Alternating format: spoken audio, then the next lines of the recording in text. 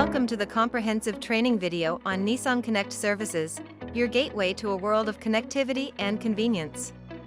In this tutorial, we'll cover all the details and features available on the profile menu of the NCS app. Profile menu icon.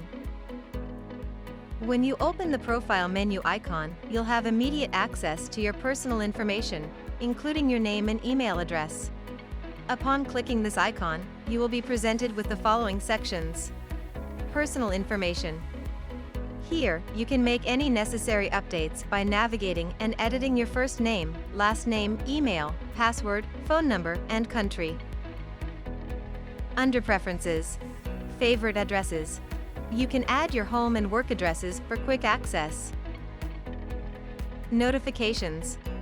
In this tab, you can toggle notifications on and off for assistance, maintenance, monitoring, and remote commands. Units. Choose between kilometers or miles as your preferred distance measurement. Dark mode. Toggle dark mode on or off, or set it to follow your device's theme. Vehicle data. This section provides information about your vehicle, including its model, VIN or Vehicle Identification Number, vehicle nickname, which you can customize, and the status of NissanConnect services, which can be activated or deactivated as needed. Security settings. In this part, you can set up a security code.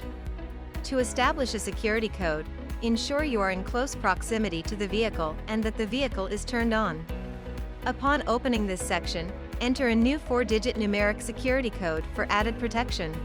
Furthermore, the purpose of adding the security code is primarily for performing remote functions like locking or unlocking and starting the engine. Remove vehicle from the app. If you wish to remove your vehicle from the app, click on the Terms and Conditions and then select Remove this vehicle from the app. About tab. In the About tab, you can access information related to the app, including details such as the current app version, terms of use, terms and conditions, and licenses. Account tab.